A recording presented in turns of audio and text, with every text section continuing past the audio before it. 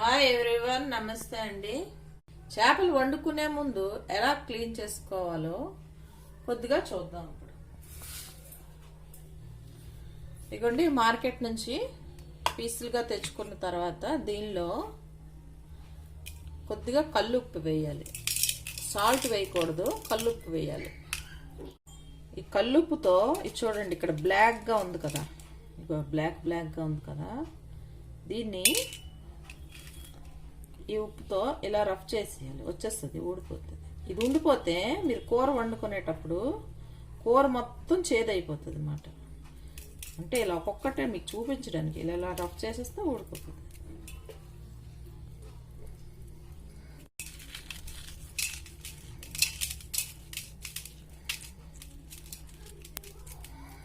ఇది తీసేస్తే మీరు కూర వండుకునేటప్పుడు టేస్ట్ ఉంటుంది తప్ప, కొద్దిగా ఈ బ్లాక్ పొరలా ఉంది కదా, ఇదిగా ఉండిపోయిందంటే కూర చేదైపోతుంటుంది.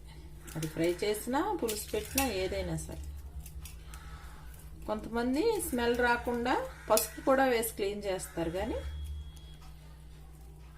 ఉప్పు వేసుకుంటే సరిపోతుంది చాలు. చూడండి, వచ్చింది బాగా.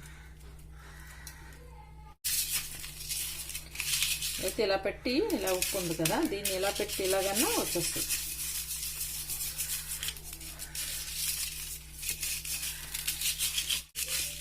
ఇదిగోండి, బ్లాక్ దంతా ఇదిగో ఇదంతా వచ్చేస్తుంది.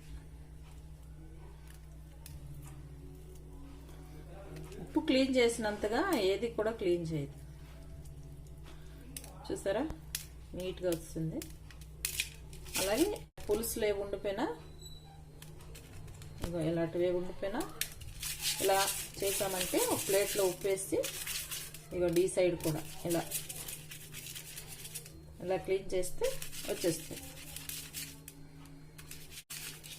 చూసారా, ఇగో వచ్చింది.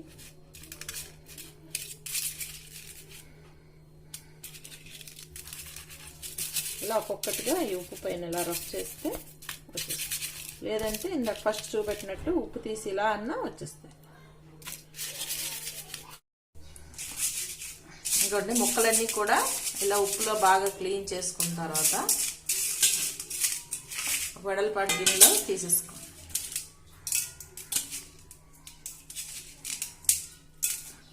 ఒక్కొక్క ముక్క క్లీన్ చేసేసుకుని ఆ బ్లాక్ది పులుసు అన్నీ తీసేసుకుంటే అయిపోతుంది. ఇవన్నీ వస్తుంది చూడండి. ఇప్పుడు దీంట్లో వాటర్ పోసుకొని 2-3 సార్లు వాటర్తో కడిగేసుకోవాలి, క్లీన్ అయిపోతుంది.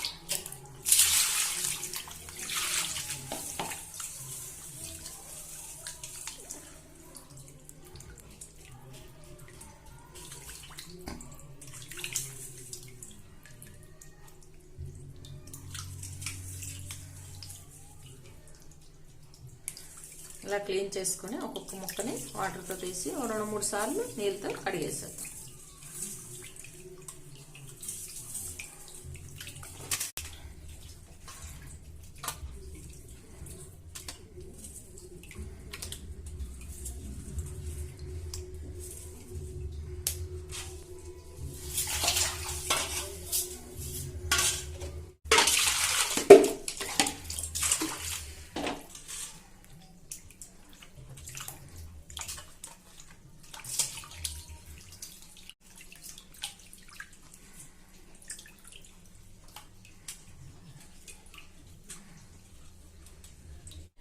ఇదిగోండి, క్లీన్గా శుభ్రంగా కడిగిన తర్వాత ఇవి ఇప్పుడు వండేసుకోవచ్చు. మీరు ఫస్ట్ చూసిన బ్లాక్గా చూడు, ఇదంతా బ్లాక్ ఉండేది, ఇదంతా పోయి ఇప్పుడు ఇది వైట్గా ఉంది.